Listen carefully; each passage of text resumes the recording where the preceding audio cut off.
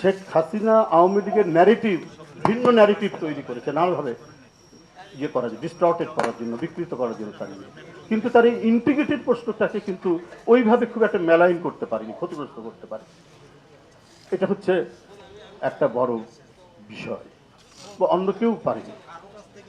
তো বুদ্ধিজীবীরাও নানাভাবে চেষ্টা করেছে, নানা দিক থেকে চেষ্টা করেছে, সেটা তারা করতে কোনোভাবেই আসেনি। তো এইটা আমার মনে হয় যে এই জিনিসগুলো তুলে ধরা দরকার, যাতে মানে আমরা সবাই যদি এই সমস্ত বিষয়গুলোর উপর যদি আমাদের জোর দেই, আমরা তাহলে কোনো রাজনৈতিক নেতাকর্মীর কোনো দিকে বিভ্রান্ত হওয়ার, কোনো কিছু হওয়ার আর কোনো সুযোগ থাকবে না।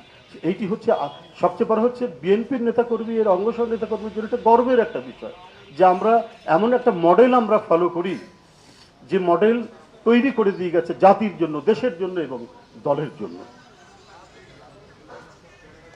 বন্ধুরা আমার, তারপর একটা কথা বলি, যেটা প্লিজেন্ট হবে না আনপ্লিজেন্ট হবে আমি জানি না। এই বিষয়গুলো নিয়ে যখন কখনো কথা বলতে গেছি, আমাদের দলেরও কিছু কিছু মানুষ বিরক্ত হয়েছেন, আমরা তিক্ততার সম্মুখীন হয়েছি। আমি এবং ফুটবলার আমিনুলেরও এই অভিজ্ঞতা আছে যে আমরা কীরকম তিক্ততার সম্মুখীন হয়েছি।